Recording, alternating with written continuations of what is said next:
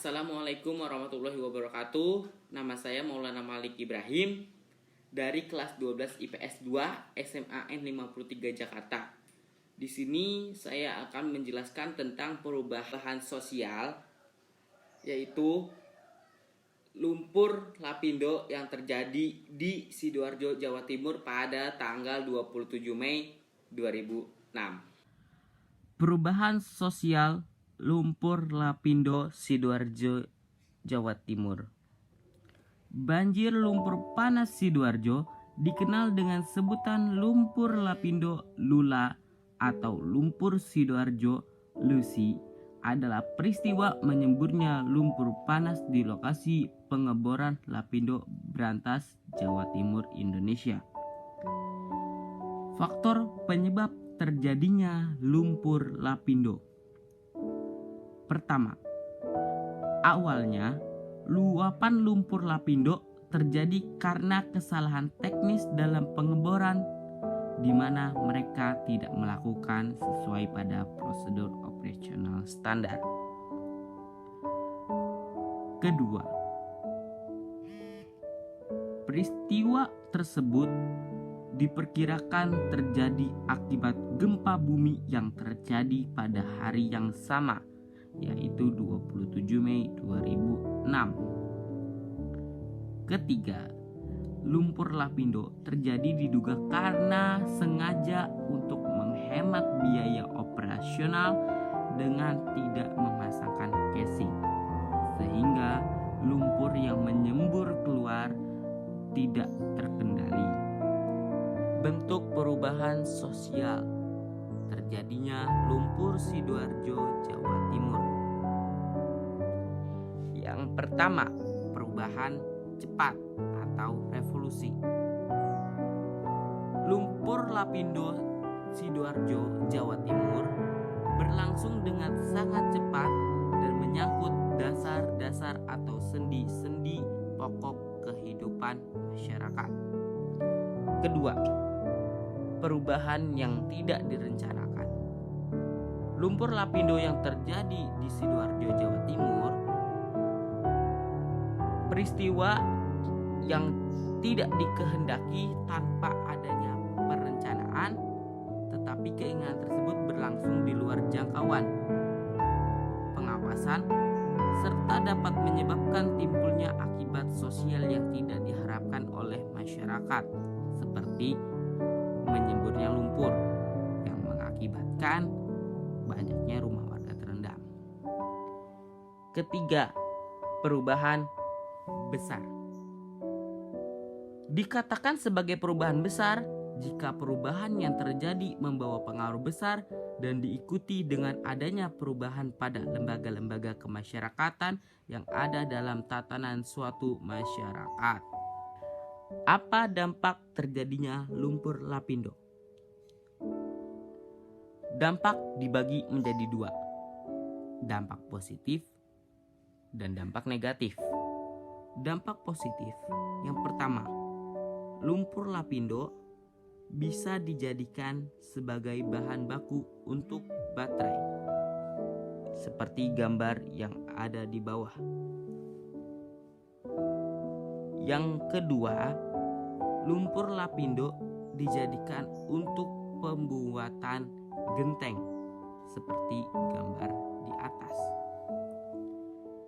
Dampak negatif dari luapan lumpur lapindo Sidoarjo. Dampak negatif yang pertama, rumah warga terendam lumpur. Akibat semburan lumpur lapindo yang sangat besar, banyak beberapa jumlah desa dan kecamatan yang terendam lumpur, sehingga warganya dievakuasi untuk mengungsi, dan sebagian lagi sudah ada yang memilih tempat tinggal baru, dan akhirnya mereka bisa hidup dengan tenang.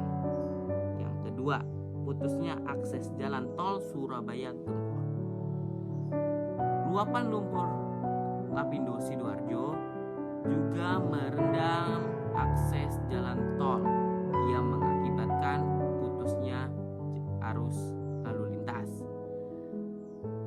dan menyebabkan kemacetan yang cukup panjang. Dan yang ketiga, mengganggu akses perekonomian. Kenapa lumpur lapindo bisa mengganggu akses perekonomian? Karena sawah terendam oleh lumpur lapindo, sehingga banyak petani yang gagal panen dan kehilangan sawahnya. Solusi, menurut saya, solusi yang pertama membuat tanggul. Tanggul dibuat untuk menampung luapan lumpur. Sebaiknya tanggul dibuat tinggi agar luapan lumpur tidak meluap ke jalan raya atau ke perkampungan. Yang kedua, membuat kali porong. Jika lumpur yang ditampung di tanggul sudah tidak cukup, alangkah baiknya dialirkan ke sungai porong, sehingga luapan lumpur tidak meluap di tanggul. Sebaiknya dialirkan ke sungai porong. Pesan, menurut saya PT Lapindo Berantas membuat pengeboran lumpur tersebut dilakukan sesuai operasional prosedur dan dilakukan tidak menghemat biaya. Contoh, PT Lapindo Berantas menghemat biaya supaya tidak memasangkan casing. Nah, efek dari tidak memasangkan casing yaitu adalah jebolnya atau bocornya lumpur.